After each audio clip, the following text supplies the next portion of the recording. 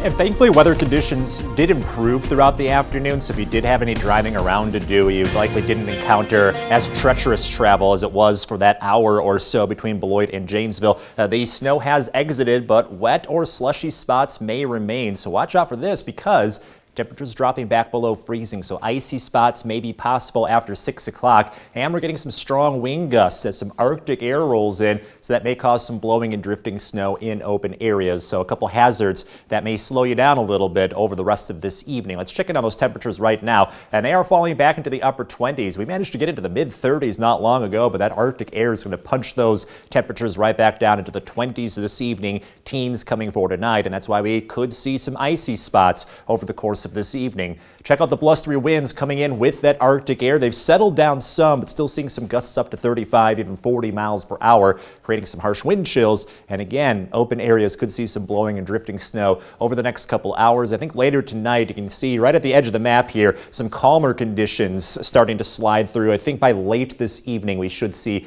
quieter weather, which will definitely help out with that blowing and drifting threat. So patching blowing snow throughout the course of the night, mainly cloudy and quiet tonight with a low of 16. Then we have to keep an eye out for this. Another storm coming in as of Saturday. Winter weather advisories from the National Weather Service going into effect at 6 a.m. This is for several inches of snowfall for everywhere except Whiteside and Lee counties, and we'll explain why in just a second. Currently have that Arctic air coming through and then a system to follow that. Not looking too threatening now, but it does bring in heavier snowfall at times, starting at about 9 to 10 tomorrow morning. And then, as you can see here on Future Track, it is going to stay steady through the afternoon, make it some bursts of snowfall every so often that look a little heavier, causing those snow totals to pile up pretty fast. We get close to midnight Saturday night and the weather starts to dry up. So 3 to 6 in the forecast north of I-88. You get to around Lee County, 3 or less, because there's going to be a very steep cutoff at the southern end of this weather system. Some of these spots could even see some rain or freezing rain mix in. So where we're seeing snow north of I-88